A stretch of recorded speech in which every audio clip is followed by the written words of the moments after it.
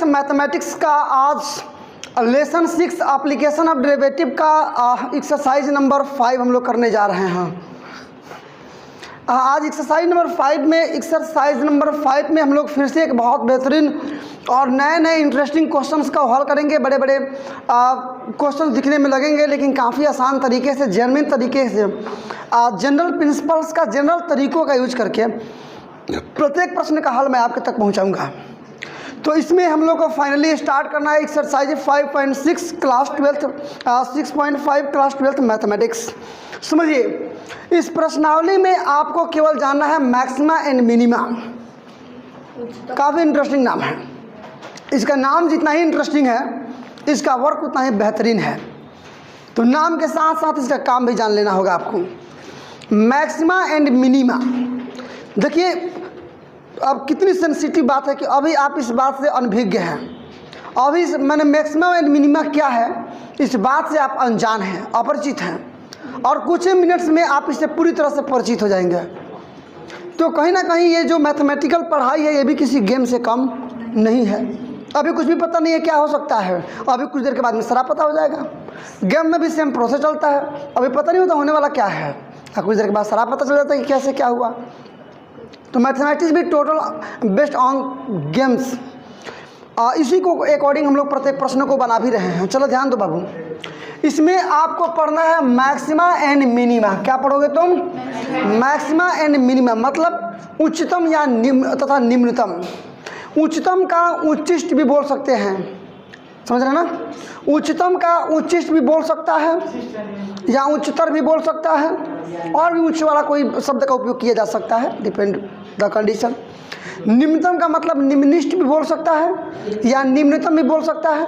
ये नाम है, मतलब आप समझ जाएंगे। उच्चतम का मतलब आप समझ जाएंगे अधिक, हाँ, और निम्नतम का मतलब कम। लेकिन ये जो नाम आप देख रहे हैं ना, उच्चतम एवं निम्नतम, इसका काम टोटल इसका उल्टा है। उच्चतम का मतलब आपको लग रहा है ज़्यादा, निम्नतम मतलब कम।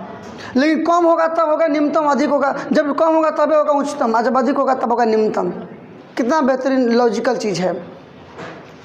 आपको केवल पहचानना है ना कब उच्चतम होगा कब निम्नतम होगा। एकदम आराम से समझो इस बात को। आपने ही पहचान लेना है कि कब उच्चतम होगा और कब न्यूनतम होगा। आसान सा प्रोसेस है। किसी भी फंक्शन को सबसे पहले आपको पहचानना है कि कब उच्चतम होगा और कब निम्नतम होगा। आ रहा बात समझ में?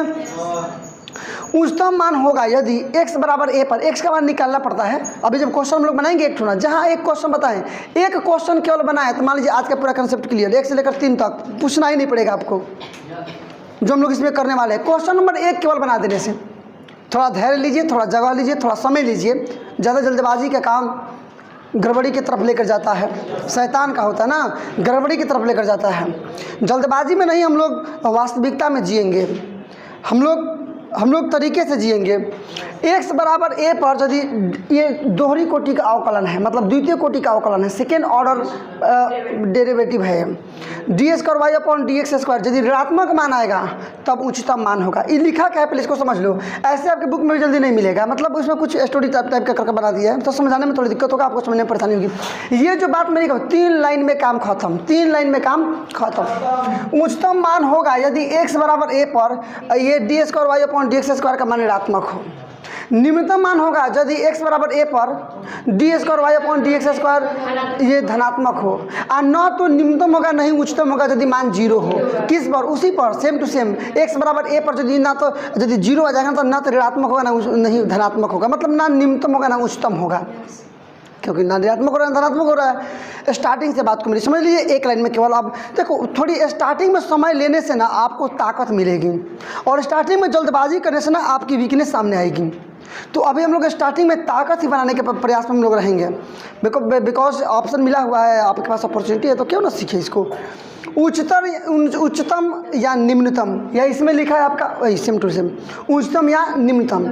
यदि x बराबर a पर d square y upon d x square का मान धनात्मक आ जाए, ऋणात्मक आ जाए, ऋणात्मक, तब उच्चतम मान होगा। और यदि उसी पर d square y upon d x square का मान धनात्मक आ जाए तब निम्नतम होगा।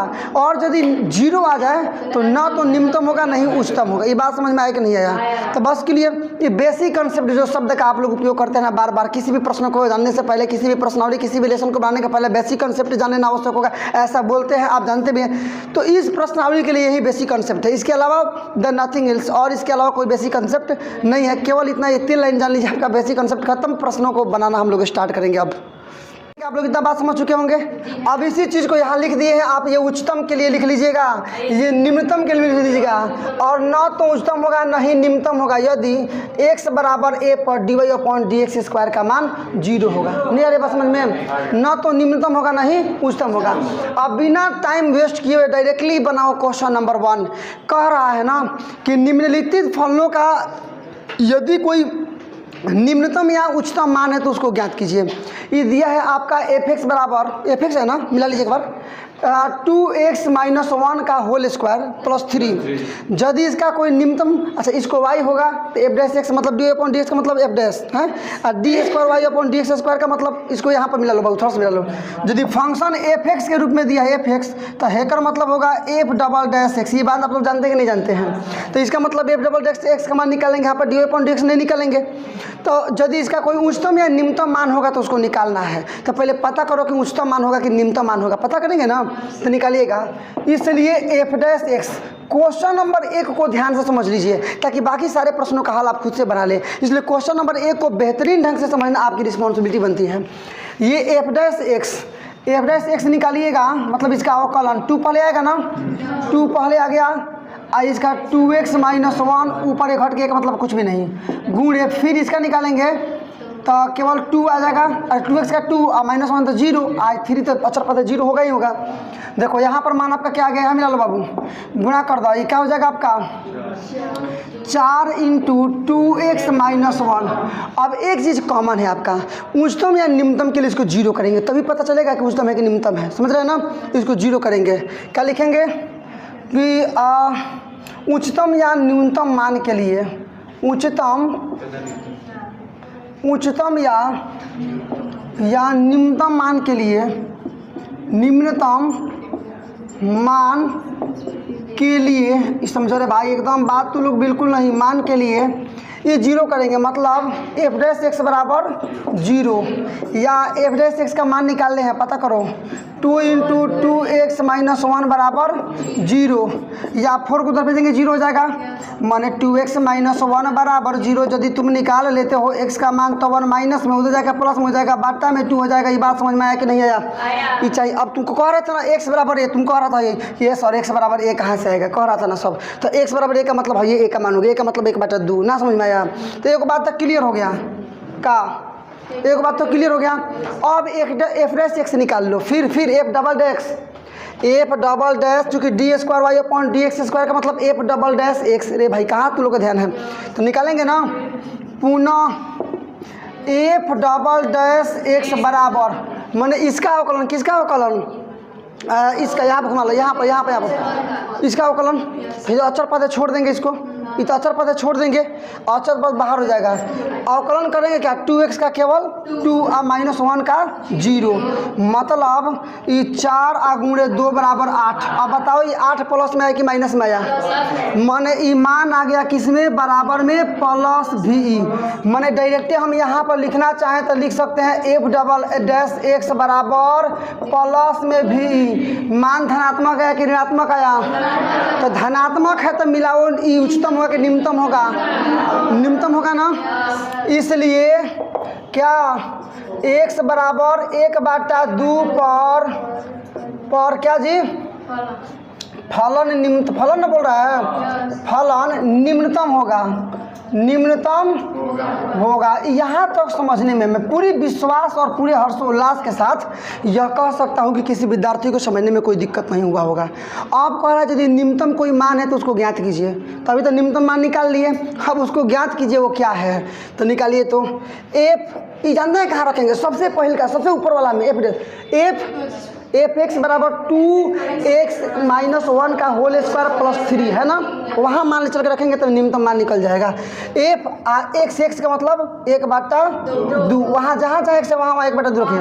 तो देखिएगा 2x - 1 का होल स्क्वायर था, एक्स की जगह पर क्यों लिख देंगे 1/2 आप प्लस में 3 बन गया, बस कोई दिक्कत नहीं है।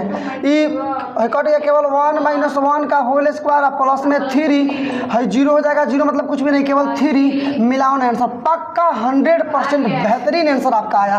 पहला बन गया ना, अब कोई नहीं बचेगा। रफ्तार में एक साथ एक रफ्तार में 3 प्रश्न, 3 प्रश्न का मतलब क्या? Question number 1 complete. एक रफ्तार में क्वेश्चन नंबर 1 कंप्लीट, एक रफ्तार में क्वेश्चन नंबर 1 कंप्लीट, ठीक है ना। आज ध्यान दो, यहाँ fx = 9x² + 12x + 2 है।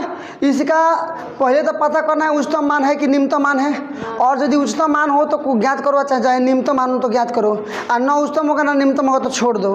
तो यदि f" का मान प्लस में आएगा तो निम्नतम है, f" का मान माइनस में आएगा तो उच्चतम है, और f" का मान 0 आ जाएगा तो न तो उच्चतम है न ही निम्नतम है। क्या दिक्कत है? समझने में कोई परेशानी है जी?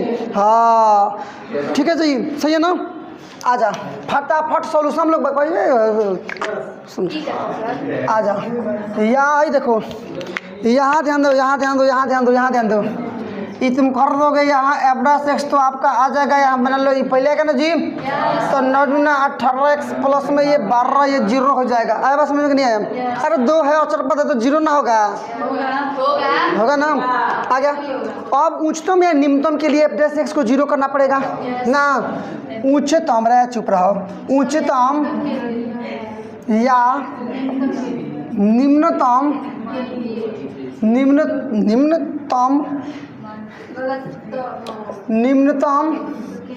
मान के लिए, देख ब्रदर समझो, मान के लिए क्या होगा? f' बराबर में 0। मानो कि पोक दबाई एकदम सब कितना दूर बात करता है। f' बराबर 0 रखेंगे ना इसको, f' का मान निकाल लिए हैं 18x + 12 बराबर में 0। ये बात समझ में आया कि नहीं आया?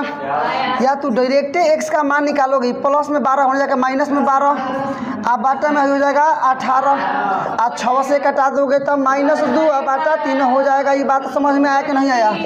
लेकिन आपको पता होना चाहिए अभी इसका कोई उपयोग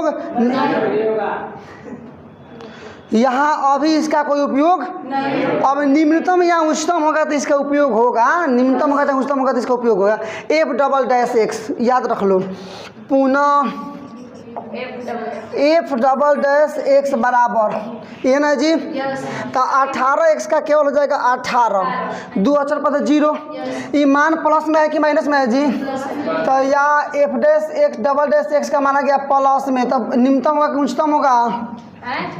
निम्नतम होगा, प्लस में माना गया है, इसलिए x बराबर, x का मान क्या है? -2/3 पर फलन क्या है जी? निम्नतम है, निम्नतम है। अब कह रहा है कि यदि निम्नतम है तो निम्नतम मान भी ज्ञात कीजिए, इसलिए लिखा निम्नतम मान निकाल लीजिए। f का मतलब -2/3। ये क्वेश्चन में ना जो क्वेश्चन दिया है उसी में जहाँ जहाँ x है वहाँ चलो मान रखते हैं आप। तो वहाँ देख लीजिए, सबसे पहले 9x², 9 × x का मतलब -2/3 का होल स्क्वायर मिला लीजिएगा, हैं? इसके बाद यहाँ पर प्लस, ठीक है ना। 12 × x का मतलब -2/3 प्लस में 2 मान बना लो बाबू। ये 9 × माइनस प्लस 2 दूना 4/3 3 का 9, ये प्लस माइनस में 12 × 2/3 प्लस में 2 रह जाएगा, 3 चौके 12, 9 से 9 खत्म। मन यहाँ 4 बच गया, माइनस में 4 × 12 हो गया, प्लस 4 दूना 8 ना जी। ये 3 तो ऊपर है ना, ये 3 ऊपर है, ये 2 है, तो 4 दूना 8 प्लस में यहाँ पर 2, या मान निकालो 2 गो 4 गो 6 गो माइनस में 8, 6 में से 2 जाएगा तो -2, आंसर मिला लीजिए। चलिए अगला देख लो बाबू, शांति से समझो, समझे के चक्कर में रहो। बकलोलई के चक्कर में मत रहो। एफ एक्स बराबर आ गया एक्स माइनस 1 का होल स्क्वायर प्लस 10 है। भाई देखो ना, इधर ध्यान दो, इधर नहीं, मतलब इधर ध्यान दो। कहने का मतलब कि एफ एक्स बराबर में एक्स माइनस 2 का होल स्क्वायर प्लस में 10 होगा ना। निकालो, सॉल्यूशन बना रहे डायरेक्ट है, भच्चर भच्चर मत करो, सॉल्यूशन बना है डायरेक्ट है। देखो, इसलिए एफ डैश एक्स बराबर ई माइनस है ना जी, छोड़ दो, 2 पहले आएगा ना, 2 एक्स माइनस 1 आप हमारे पास 2 माइनस 1 गुणे फिर है एक्स माइनस 1 का था 1 माइनस 0, अच्छा पता 0 है, 2 में से 1 जाएगा, 1 मतलब कुछ नहीं, केवल 1 बचेगा ना। हाँ, तो 1 मतलब कुछ भी नहीं, 1 है बचेगा, मैंने 1 मैंने कुछ नहीं है, घटाएंगे 1 में से 0 को 1 से गुणा करेंगे इतना ही रह जाएगा, मतलब -2 into x minus 2 x minus 1 आया ना। अब एक चीज़ तुम लोग बड़ी बेहतरीन ढंग से समझ रहे हो कि निम्नतम या उच्चतम मान के लिए एफ डैश एक्स को 0 किया जा रहा है। एक चीज़ आप लोग बहुत बेहतरीन ढंग से समझ रहे हैं कि न्यूनतम या उच्चतम मान के लिए एफ डैश एक्स का मान 0 किया जा रहा है। तो यहाँ भी वही काम करेंगे, उच्चतम या निम्नतम मान के लिए क्या, ये तो बात पूछना नहीं है। एफ डैश एक्स बराबर में 0 या एफ डैश एक्स का मान लिख दो, क्या है -2 इंटू एक्स माइनस 1 बराबर में 0, या इसको उधर भेजेंगे 0 हो जाएगा, मतलब एक्स माइनस 1 बराबर में 0, या एक्स का मान निकालोगे तो एक्स बराबर में 1 माइनस 1 हो जाएगा, तो प्लस में 1 हो जाएगा, होगा ना। लेकिन हालांकि इसकी आवश्यकता भी है नहीं, उच्चतम या निम्नतम पता कर लेंगे तभी आवश्यकता पड़ेगी, अभी तो आवश्यकता है नहीं। उच्चतम या निम्नतम पता करो तो लिखेंगे कि पुनः एफ डबल डैश एक्स बराबर है ना बाबू, अक्षर पद छोड़ दो, बाहर छोड़ देंगे ना, इसका निकालेंगे खाली 1 होगा ना, माने माइनस में 2, ये माइनस में माना है कि प्लस में है जी, मान पॉजिटिव की निगेटिव, तो लिख दीजिएगा या एफ डबल डैश एक्स बराबर में निगेटिव माना गया ना जी, इसलिए एक्स बराबर 1 पर फलन उच्चतम है, पहला उच्चतम मान आया है, उच्चतम है, इसलिए उच्चतम मान, इसलिए यहाँ डायरेक्ट निकल लिख सकते हैं डायरेक्ट, या चाहे डायरेक्ट लिख देंगे उच्चतम मान बराबर उच्चतम, नहीं भी लिखेंगे तो कोई दिक्कत नहीं है, उच्चतम मान बराबर ना जी एफ, उच्चतम मान बराबर देखो एफ एक्स जगह पर क्या रखेंगे 1, क्वेश्चन में जहाँ जहाँ एक्स है वहाँ, अरे इसी बनाओ, नहीं तुम लोग समझ पाते, इसी बनाओ डायरेक्ट है, इसलिए क्या निकाल देंगे एफ एक्स का मतलब क्या 1 बराबर, क्वेश्चन में जहाँ जहाँ एक्स है वहाँ 1 रखो, तो पहले -1 माइनस 1 का होल स्क्वायर आप प्लस में 10 है, -1 खत्म, 0 का स्क्वायर 0, 0 से 0 मैंने खाली बच गया 10, ये तो आंसर होगा। लास्ट एक बार और मिला लीजिए, g x is equal to x cube plus 1, g x is equal to x cube plus 1, g x is equal to x cube plus 1 निकालिएगा। ये डायरेक्ट सॉल्यूशन है आपका, आप जानते ही हैं, इसलिए निकाल लेंगे डायरेक्ट आपका F dash F G dash x बराबर है, पहले आ जाएगा ना 3x स्क्वायर हुआ ना। तो उच्चतम या निम्नतम मान के लिए उच्चतम या निम्नतम मान के लिए एफ डैश जी है ना जी, यहाँ पर g dash x is equal to 0 मान देख लो बाबू, या 3x is equal to square is equal to 0, या एक्स स्क्वायर बराबर में 0, या x बराबर में 0, x का मान कितना आ गया जी 0, x का मान कितना आ गया 0, एफ डबल डैश एक्स, इसलिए अब निकाल लीजिए जी जी डबल डैश एक्स निकालिएगा बाबू, निकाल के चेक कीजिएगा, 3 गुणे 2x होगा ना, बराबर में क्या आ गया आपका, ये गुणा करेंगे तो 6x आ जाएगा ना। अब x के जगह पर यदि आप मान रखते हैं, इसलिए मानो रखा चेक कर लो, मान रखा चेक कर लो। अब चूंकि एक बात देखो ना, एक चीज़ देखो, इसमें पहला दोनों कंडीशन में बना रहे थे पहला दोनों कंडीशन बना रहे थे तो डायरेक्टली एफ डैश एक्स को एक्स का मान रखने के लिए नहीं आ रहा था, एक ही बार में हम लोग का मैंने अक्षर पद आ जा रहा था। तो उच्चतम या निम्नतम पता कर ले रहे थे। यहाँ एक्स आया है तो क्वेश्चन आपका टॉपिक तो यही ना था जी कि एक्स बराबर ए पर यदि एफ डैश एक्स बराबर है इतना तो भाई, तो मैंने एक्स बराबर ए पर निकालना है। तो आपका उतारेंगे जी डबल डैश एक्स, एक्स का मतलब जीरो ना जी, मान रखोगे 6 गुणे जीरो बराबर में जीरो, इसलिए मान क्या आ गया था एक्स बराबर जीरो पर एफ डबल जी डबल डैश एक्स, मैंने एक्स बराबर जीरो रखा है ना जी, बारह बौका सब एक्स बराबर जीरो पर एफ डबल एक्स जैसे क्या आ गया जीरो आ गया ना, जीरो आ गया। इसलिए फलन का न तो उच्चतम मान है और नहीं निम्नतम मान है, इसलिए फलन का न तो उच्चतम मान है और न ही न्यूनतम मान है। न्यूनतम ना, न्यूनतम या निम्नतम ही लिख रहा है ना, तो न ही निम्नतम मान है। फिलहाल question number 1 complete.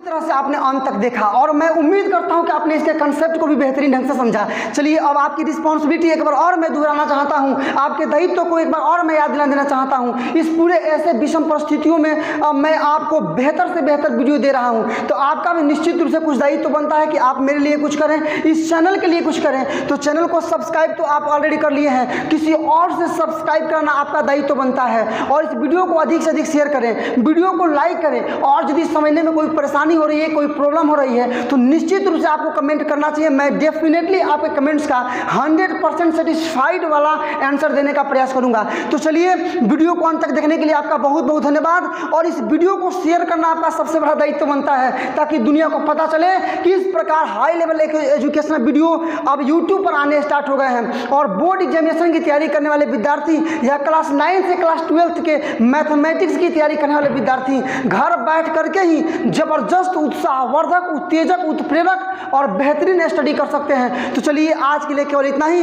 WhatsApp, Facebook, Instagram जो भी आपके पास सोशल मीडिया ग्रुप हैं वहां शेयर करना आपका दायित्व बनता है। अंत में इतना ही। जय हिंद।